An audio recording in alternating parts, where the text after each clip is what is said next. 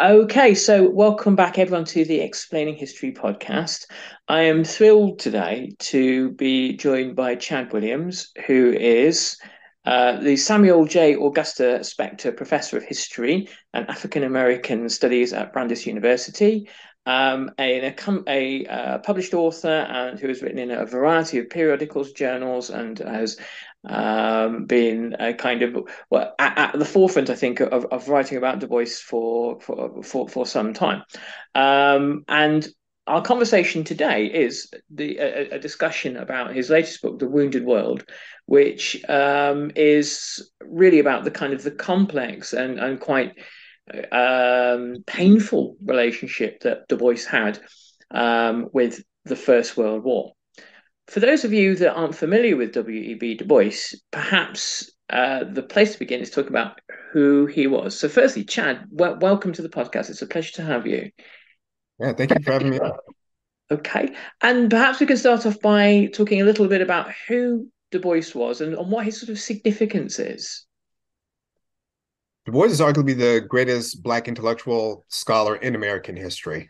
He is a truly singular figure. No one like him lived a truly remarkable life. He lived 95 years. He was born in Great Barrington, Massachusetts in 1868, just a few years after the end of the Civil War, during the beginnings of Reconstruction. He died in Accra, Ghana, on August 27th, 1963, literally the day before the March on Washington for Jobs and Freedom, where Martin Luther King Jr. gave his famous I Have a Dream speech. So he spanned just an incredible amount of time. Yeah. And during his lifetime, he was really at the forefront of pretty much every major issue facing African Americans and other peoples of African descent. Yeah. He was an accomplished scholar, the first African American to receive a PhD from Harvard University. He was a pioneer in history, sociology, wrote 22 single authored books, literally hundreds of articles and essays, laid the groundwork for the modern civil rights movement as we know it today, was one of the Mm-hmm. co-founders of the NAACP. He was really incomparable. And when we think about kind of the model of the scholar activist, particularly as it relates to African American history, Du Bois is the template. And it's extraordinary, isn't it, that, perhaps if you were to ask somebody about a 20th century intellectual, they might say George Orwell. They might say perhaps somebody like one of the Russian dissidents, somebody like kind of Sakharov or something like that. Probably Orwell, I imagine, is the name that most people would cite. But in terms of the significance of you mentioned Du Bois as being the most significant black intellectual of the 20th century. I would arguably put him in as the top 5 to 10 most significant intellectuals of the 20th century in his Yeah, dissection of exploitation, race, poverty, class. I mean, he talks about things that range, in fact, far beyond the experience of African Americans, and looks at the kind of the functionings of empire and capital and all these other things. So he lays down a big chunk of what we think of as kind of modern radical thought. Which is a bit of a nebulous kind of description. yeah. And if you were a sort of a black civil rights activist in, say, 1963 or 1965 at Selma, what would your relationship have been to Du Bois? Is he the person you'd have read? Is he the person you'd been paying attention to? Yeah, it's a fascinating question. And it really speaks to the need to take Du Bois in the broad span of his life and to recognize how complex he was and how he evolved over time, how his thinking, how his radicalism evolved over time. So Du Bois in 1963 is very different than Du Bois in 1903. For Yeah. example, he publishes The Souls of Black Folk, that timeless book where he writes about the problem of the 20th century being the problem of the color line, one of the most prophetic statements of the 20th century. Du Bois in 1963 was effectively persona non grata in terms of the mainstream civil rights movement in the context of the Cold War. He had joined the Communist Party, kind of thumbing his nose at the United States Mm. government. And many mainstream civil rights leaders, including many of those at the March on Washington for Jobs and Freedom, had distanced themselves very intentionally from Du Bois. However, there were certainly Black radicals who continued to embrace Du Bois, saw him as a hero, saw him as an intellectual model, continued to read Du Bois, including some of his most radical works published in the 1950s and early Mm. 1960s. So I think Du Bois, particularly at the end of his life, speaks to the complexity of the Black civil rights struggle and how we need to think of it capaciously, how there were different ideological strands and movements within the larger movement itself. Yeah, of course, and this is always the case when you look at a particular movement, whether it is the movement for Black civil rights or something else. There are this sort of cacophony of different voices saying different things and often arguing with one another, saying, "Well, that's not the strategy, and we can't compromise here." It's interesting that King himself, Dr. Martin Luther King himself, sort of towards the end of his life, actually kind of took a not an identical journey, but a similar kind of move to the left. He began to critique, say, well, is the treatment of African Americans really part of the functioning of American capitalism? And then his life was cut short in 1968 before perhaps he that line of thought could have continued. Right. Um, so so looking at the significance of Du Bois there and where he fits within the kind of the civil rights movement. I guess a lot of people listening, when they think of the civil rights movement, they think of Martin Luther King, they think of the 50s and the 60s. But obviously, the struggle for civil rights predates that considerably. What was Du Bois's contribution, shall we say, before the Second World War, in the kind of the interwar years, and even before that? So Du Bois was one of the pioneers of what we might think of as the long civil rights movement. Starting points are always tricky. There's arguments that can be made that the Black struggle for civil rights began during the antebellum period in the 18th century.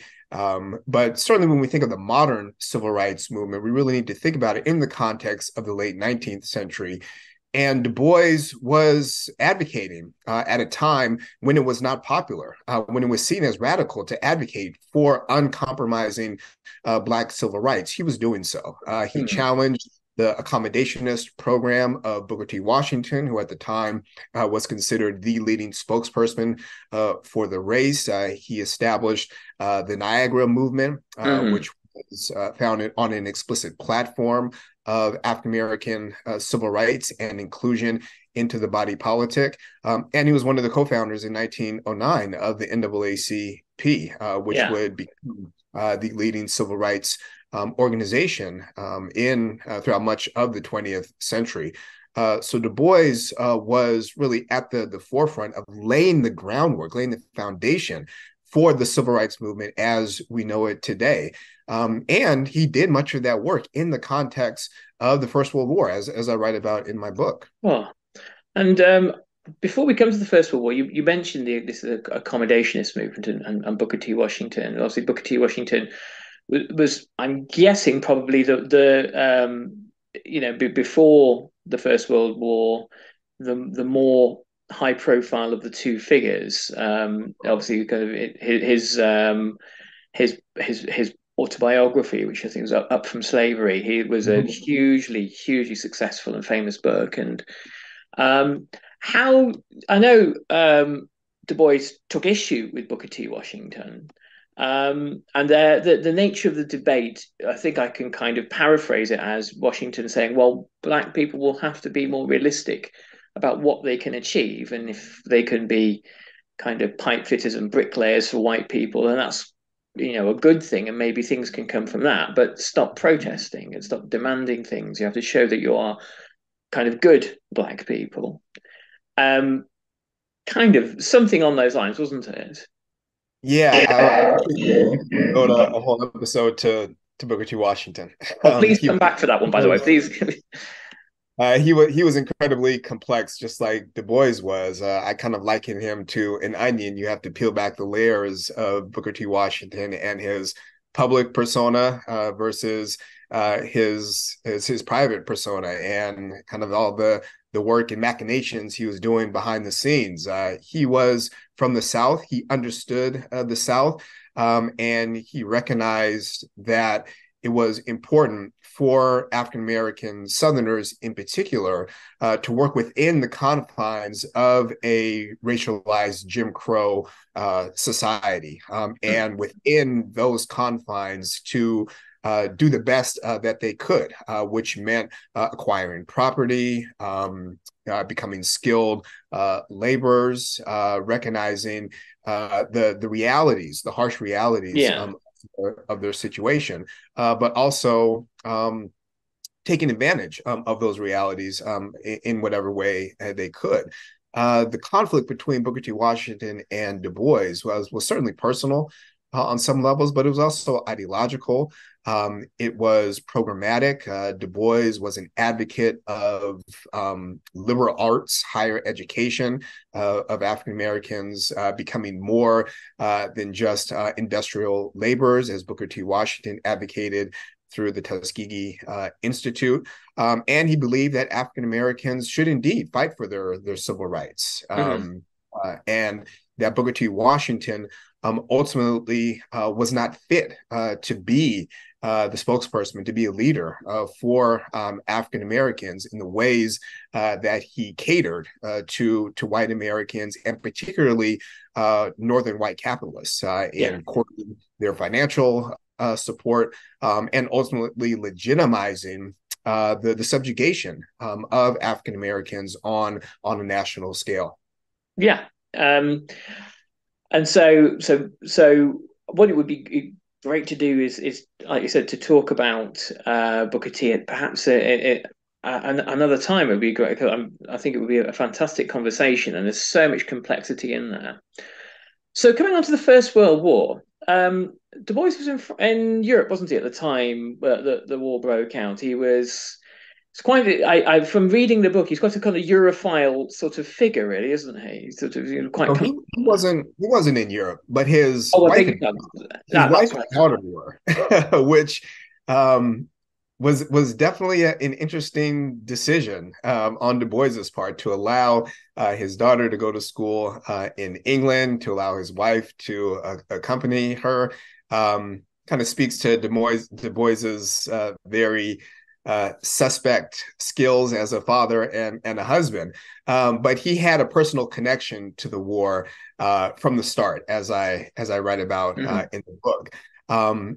And he also had a personal connection in terms of his past relationships, the past time that he had spent in Europe, in Germany specifically, as a graduate student, and then later in London and Paris in 1900. So he definitely had a connection to Europe. And for this reason, he was genuinely taken aback when the war erupted, because he believed deeply in this idea of kind of European Enlightenment civilization, Mhm. rationality, that Europe couldn't erupt into the bloody civil war that it did, because its cultural and intellectual and political and economic ties were so tight.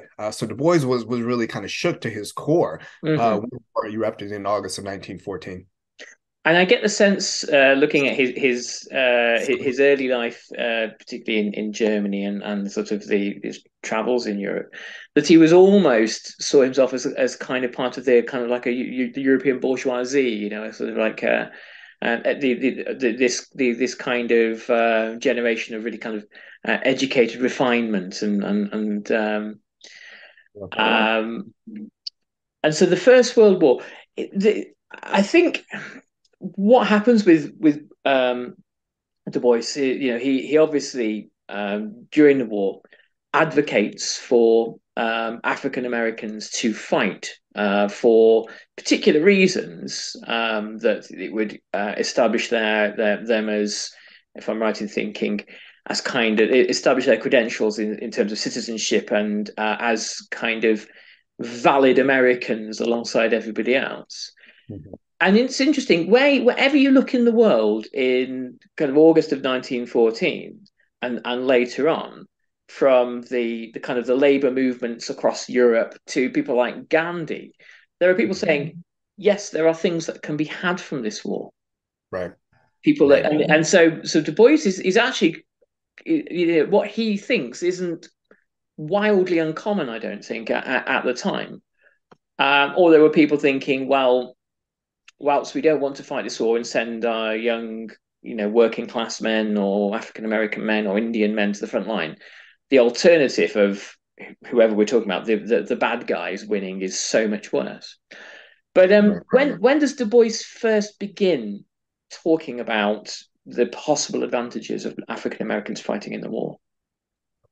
Really, at the beginning of the war, I mean, once he kind of recovers from his initial shock, he shifts into Du Bois, the preeminent intellectual scholar, analysis of the global scene, and he writes some of the most insightful articles and essays about the origins of the war. He Mm, publishes The African Roots of War in the Atlantic Monthly in 1915, one of mm, the most brilliant essays, I would argue, of the 20th century, where he talks about how, in order to understand the coming of war, we need to think about the development of modern imperialism in the context of global capitalism, the exploitation of Africa and other peoples of African descent throughout the mm, world, how the rivalries that had built up in Europe around this kind of insatiable desire for colonies and empire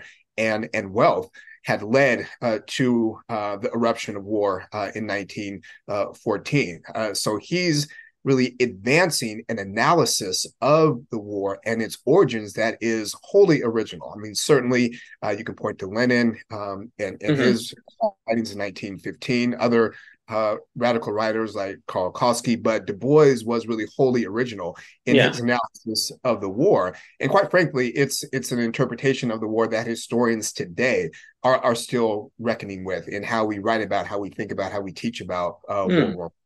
Oh, for sure, yeah, and it's really really radical stuff for the time, and you mentioned, I think, there's kind of Lenin and Rosa Luxemburg, and there was an English liberal intellectual in about 1902 called J.A. Hobson who said it's essentially sort of war and expansionism and empire and capital are all sort of tied together in this horrible mess, Right. for which lots of people drew their ideas from. Um, and when after sort of he writes about these kinds of things, does Du Bois actually do sort of kind of active kind of campaigning for African Americans to sign up? Does he sort of engage on that level? So when the United States enters the war, at least officially, in April of 1917, Du Bois is faced with a choice. He was anti-war, at least in principle. He considered himself to be a pacifist, but he also had a deep reverence for the Black military tradition, going back to the American Revolution, certainly the Civil War. He had family members, including his father, who served a brief stint in the Union Army during the Civil War. So he understood and appreciated, kind of akin to Frederick Douglass before him, this relationship between war, Black military service, and the potential expansion of African American citizenship and the broader expansion of democracy. When Woodrow Wilson enters the war, or enters the United States in the war with his grandiose claim that the world must be made safe for democracy, that resonates with Du Bois. Mm, Certainly, his understanding of democracy is much different than Woodrow Wilson, who was a white supremacist. Du Bois is thinking about the potential of the war to mm, expand democracy domestically for African Americans, but also for peoples of African descent more broadly. And this relates back to his really bold and at the time radical conception of the color line, the problem of the mm, 20th century being the problem of the color line, and thinking about the potential of this war to destabilize the color line and create a moment of possibility for African Americans and other peoples of African descent to stake claim to their citizenship more narrowly, but also to democracy more broadly. And that's why he makes the very controversial decision, at least in mm. terms of his own ideals and beliefs, his own principles, to support the war and encourage African Americans to support their country unconditionally. And there's a kind of a moment that begins with in early 1917, and I don't know quite how long it lasts for, but before February 1917 and the Russian Revolution, you have three imperialist powers fighting two other imperialist powers, and nobody is talking about democracy. The British are not fighting a war for democracy. 40% of British soldiers didn't have the right to vote because they were working class. And then all of a sudden, you have the Tsarist regime collapse and it's replaced by the provisional government, which possibly might become something liberal and democratic. You never know. And then in April, America joins the war. And all of a sudden, and this is led, I think, particularly by British propagandists, there is this kind of, oh, look, we're fighting this war for civilization against barbarism, for democracy and the torch of liberty and all that kind of stuff. And I guess it would be possible in that context, if you were someone like Du Bois, to look at all this and go, wow, this is the moment. Mm-hmm. And that kind of takes you to all the way through to, I suppose, to the hopes and dreams of the Paris Peace Conference, which is perhaps where to look next. The thing I didn't know about him, I mean, I could write a book about things I didn't know about Du Bois. The thing I didn't know about him is he was at the Paris Peace Conference. And Was. every time I look at the Paris Peace Conference, there's somebody else there. I think, oh crikey, I didn't know they were there. Yeah, yeah. And he was very, I mean, he was a busy guy there, wasn't he? He's did a lot. What was he trying to achieve there? So I think to understand the significance of Du Bois being in France, an incredible 3-month period from December of 1918 to March of 1919, we have to understand what happened to him during the war, and how he puts his credibility on the line in supporting the war, but taking it even further by encouraging African Americans to, as he wrote in arguably his most controversial article in the Crisis magazine, which he edited, to close ranks. He writes this article, Close Ranks, encouraging Black people to forget their special grievances, to put aside all of their grievances and protests against Jim Crow, against lynching, against economic exploitation, etc., and to support their country and the Allies, making the argument that first your country and then your rights. And this is explosive. Du Bois is criticized like no other moment in his life. His harshest critics accuse him of being a traitor to the race. And for someone like Du Bois, who dedicated his entire life to supporting African American civil rights, to uplifting the race, this was the most harsh criticism that you could levy at him. Mm-hmm. So by the end of the war, Du Bois is in a very precarious position. His credibility is being questioned, his radicalism is being questioned, and he's questioning himself. Was it the correct decision to support this war, given all the criticism that I'm receiving? So he approaches the peace conference as an opportunity to kind of test the validity of his decision to support the war. But in addition to that, he's also doing research. Du Bois begins working on a book on the Black experience in the war, and he uses the opportunity of the peace conference to start doing essentially ethnographic field research, to talk directly to African American soldiers and officers, and to see for himself just what happened in France and what this war meant.